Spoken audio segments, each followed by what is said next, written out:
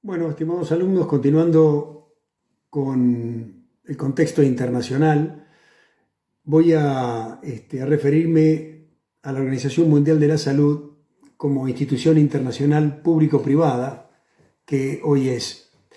En fin, todos los contenidos y expresiones que de alguna manera voy a exponer no son necesariamente compartidos por todos los integrantes del grupo y, por supuesto ni tampoco necesariamente por esta Casa de Altos Estudios, razón por la cual agradezco a la Cátedra de Supervisión la libertad de pensamiento que se nos ha brindado para este desafío pedagógico. Dividiré mi exposición en tres partes. La primera estará vinculada a consideraciones respecto a las asociaciones público-privadas de algunas organizaciones internacionales. La segunda estará referida a cuál es el paradigma sanitario actual de la Organización Mundial de Salud. Y tercero, las respuestas inmunológicas a la aplicación de vacunas en poblaciones de riesgo social. Bueno, para desarrollar el primer punto, les voy a leer un texto a los fines de poder cumplir con los 15 minutos del video. Algunas consideraciones respecto a las asociaciones público-privadas en las organizaciones internacionales. El sábado 30 de mayo del 2020, Estados Unidos, en plena crisis de la pandemia, con más de 100.000 víctimas fatales positivas a COVID-19, envuelto en protestas raciales contra la violencia policial, reinició su carrera espacial, pero no como en una confrontación Estado-Estado en la búsqueda de la supremacía del espacio exterior, sino que ahora lo hace lanzando al espacio el primer transbordador espacial privado, con fines netamente comerciales, en una asociación público-privada conformada por la NASA, o sea, la Administración Nacional Aeroespacial y de Aeronáutica de Estados Unidos, y la empresa privada SpaceX. Prácticamente a partir de la crisis financiera del 2008, el modelo público-privado es el que viene adoptando la Organización Mundial de Salud como estrategia sanitaria global, similar a este relato contemporáneo que les acabo de citar previamente. Esta nueva forma de enfrentar los desafíos de nuestros tiempos, y en el caso específico del campo de la salud, es consecuencia de la falta de aportes que anualmente deben realizar todos los países miembros de la organización en concepto de membresía, y que muchos de estos no están en condiciones económicas de cumplir sus obligaciones. ¿Es compatible un mundo en crisis sanitaria recurrente con fondos insuficientes de la Organización Mundial de Salud para llevar adelante sus programas con recursos propios y el mantenimiento de una burocracia de 2.457 funcionarios en la sede central de Ginebra, Suiza, considerado el país más caro del mundo para vivir? ¿No habrá que cambiar algunas cosas en la organización en un mundo que está experimentando la mayor concentración de riqueza a la que la humanidad se ha visto expuesta? La presencia de filántropos poseedores de las fortunas más grandes del planeta como inversores en el campo de la salud global es asumida por la sociedad como un grupo de benefactores altruistas y empáticos. ¿Cumplen un rol solidario frente a las necesidades de salubridad de una proporción cada vez más grande de poblaciones sin acceso al goce de los derechos humanos más elementales? ¿Son participantes necesarios para mejorar la eficiencia ejecutiva de las organizaciones públicas internacionales demasiado burocratizadas?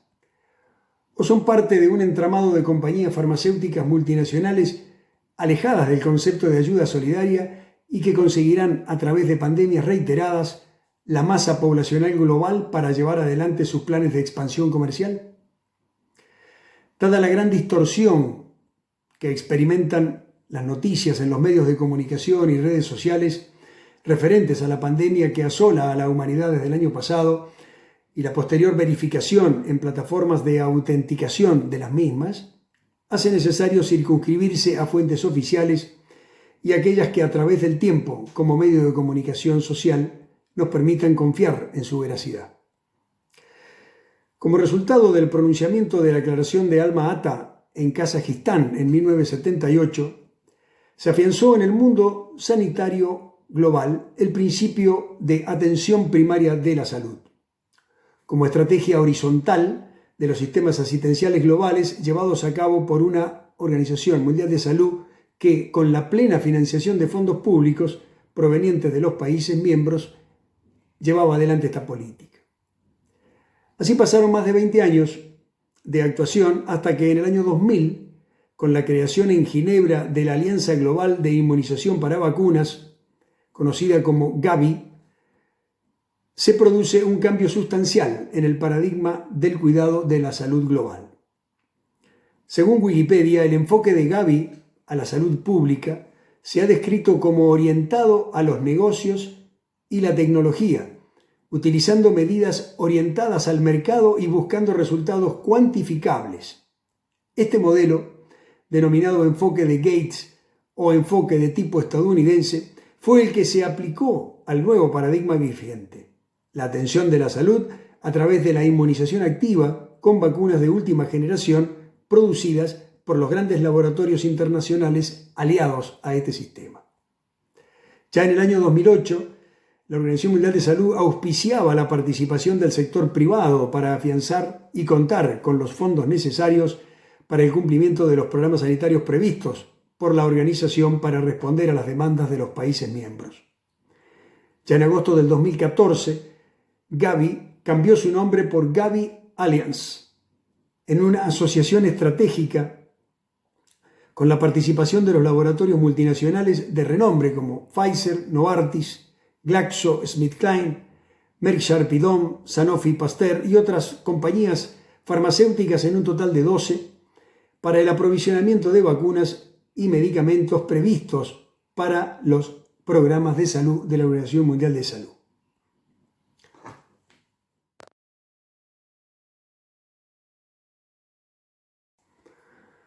Como podemos ver en la gráfica que acompaña esta presentación, el segundo punto de paradigma sanitario actual de la Organización Mundial de Salud, de acuerdo a la información oficial de la misma, en su presupuesto del bienio 2018-2019, de los 4.240 millones de dólares acordados en su presupuesto, en el ranking de los primeros 20 aportantes, el sector privado conformado por la Fundación de Melinda y Bill Gates, la Gavi Alliance, el Rotary Internacional y el Fideicomiso Nacional Filantrópico de Estados Unidos representan el 30% del total de los aportes globales.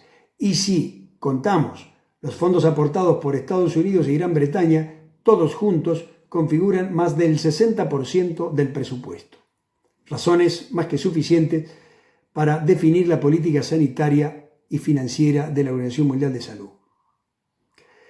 Vamos a identificar algunos casos de actuación de compañías farmacéuticas multinacionales en planes de inmunización o tratamientos llevados a cabo con el patrocinio de la Organización Mundial de Salud. Caso Filipinas. El Departamento de Salud de Filipinas comenzó un programa en 3 regiones para vacunar a los escolares contra el dengue, utilizando el biológico Dengvaxia suministrado por el laboratorio Sanofi Pasteur. El 29 de noviembre del 2017, Sanofi, este laboratorio, emitió una advertencia que indicaba que un nuevo análisis había demostrado que las personas vacunadas que no habían sido infectadas previamente con dengue corrían un mayor riesgo de infección que causaba síntomas graves. Días después, el 1 de diciembre del 2017, el Departamento de Salud filipino suspendió el programa, pendiente de revisión. Más de 700.000 personas habían ya recibido al menos una vacuna en ese momento. Desde el anuncio de Sanofi, al menos 62 niños han muerto, supuestamente después de recibir una vacuna. Los padres de las víctimas culparon, por supuesto, a la vacuna contra el dengue por la muerte de sus hijos. Vamos al segundo caso, India. En el año 2014, después de transcurrir 3 años sin casos de poliomielitis y con un plan de vacunación con vacuna Sabin oral a virus atenuado, la India fue declarada por la Organización Mundial de Salud como país libre de esta enfermedad. En el año 2017, India cortó lazos de financiación con la Fundación Gates sobre inmunización a raíz de que la misma no debería tener ninguna asociación con el programa por conflictos de intereses aparentes. Esto se debió a que la fundación es socia de Gavi Alliance, la Alianza Mundial de Vacunas de las grandes compañías farmacéuticas. Por tal motivo, el gobierno de la India decidió que los programas de inmunización en su país serían financiados por el Ministerio de Salud del mismo, a los fines de poder formular con total independencia las políticas públicas de salud.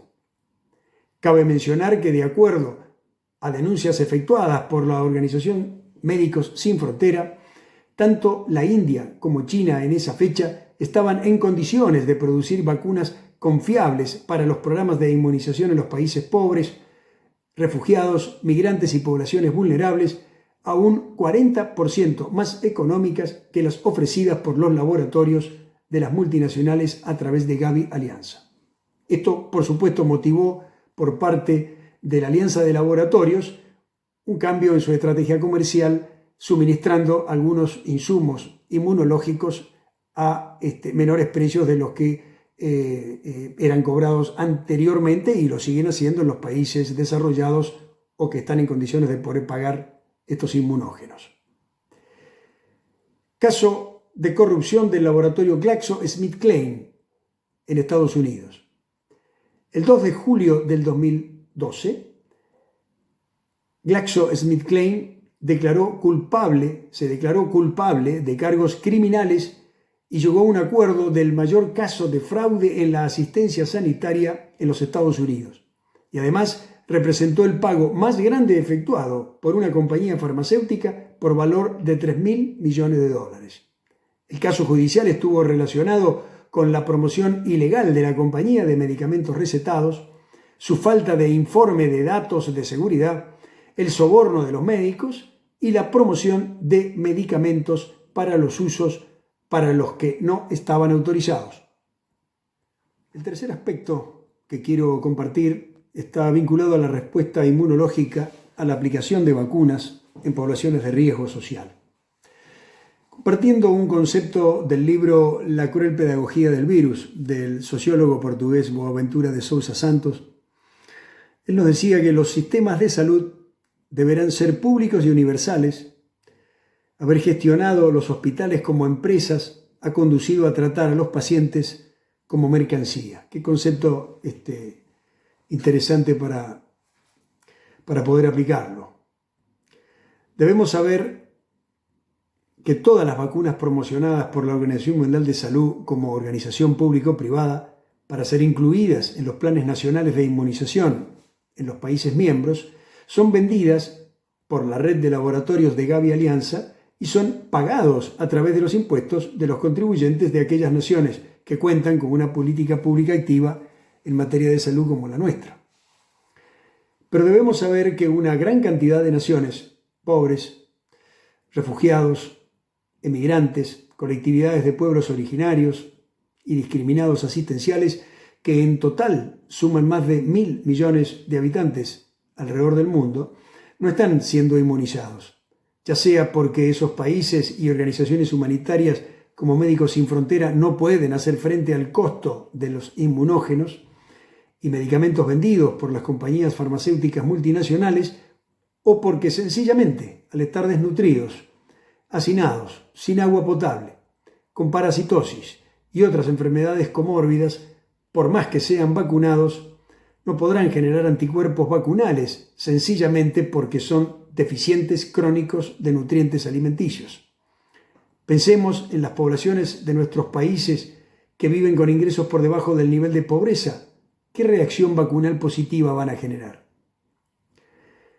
¿Cómo lograrán buena inmunización vacunal las comunidades de pueblos originarios del norte argentino, como el colectivo Wichí, que está sobreviviendo en la extrema pobreza con casos de desnutrición infantil, falta de agua potable, sin atención médica adecuada, con arroyos y ríos con bajo caudal hídrico? Frente al hipotético caso de que la industria farmacéutica desarrolle una vacuna contra el COVID-19, ¿la considerarán un bien público mundial para que sea gratuita y accesible para toda la humanidad? ¿Qué actitud tomarán los laboratorios proveedores de vacunas de la Gavi Alianza? Soy partidario del uso de vacunas, de ser posible producidas en el país o en alianza con los países latinoamericanos como estrategia sanitaria regional para consolidar políticas públicas de autoabastecimiento y desarrollo de inmunógenos necesarios para prevenir enfermedades transmisibles y altamente contagiosas, pero siempre y cuando sean aplicadas en organismos sanos en sus tres dimensiones: espiritual, psíquica y física. El cumplimiento de este prerequisito permite la generación de defensas por parte del aparato inmunológico del receptor. No confiaría en la aplicación de biológicos que no cumplan con todas las pruebas de calidad, inocuidad y seguridad. En centros de investigación, universitarios y laboratorios públicos y privados se están haciendo esfuerzos importantes que guardan relación con la gravedad de la emergencia sanitaria para llegar a producir una vacuna contra el COVID-19. Pero debemos recordar que para las dos primeras epidemias a coronavirus, el síndrome respiratorio agudo del 2003 en China y el síndrome respiratorio de Medio Oriente, MERS, en Arabia Saudita en el año 2012, no se han podido elaborar vacunas confiables para combatirlas. Motivo por el cual considero que deberíamos ser precavidos con la utilización de especialidades biológicas sin las suficientes pruebas de calidad e inocuidad que puedan ocasionar efectos indeseables en las poblaciones que se los aplique. Como seres humanos que viviremos en un escenario nuevo, se requerirá estar alertas para tomar la mejor decisión como destinatarios finales de los programas sanitarios que se nos impongan y con la implicancia que estas acciones pueden presentar en nuestras libertades y derechos individuales, así como el de todo el colectivo social. Está claro que en el mundo por venir, el prefijo re será el gran protagonista de las transformaciones. Se trata de reeducarnos, de reaprender a vivir, de recrearnos y un volver a reflexionar sobre la vida y cómo intervenimos sobre ella. Y particularmente para nuestra cultura originaria latinoamericana, reinventarnos en un proceso de descolonización de los saberes heredados. Como expresó el gran humanista indio Mahatma Gandhi, cuando se le preguntó respecto a qué factores destruyen al ser humano, él dijo: la política sin principios, los negocios sin moral y la ciencia sin humanidad. Esperemos que como humanidad no caigamos en esta trampa que nos alertó el gran maestro indio. Gracias.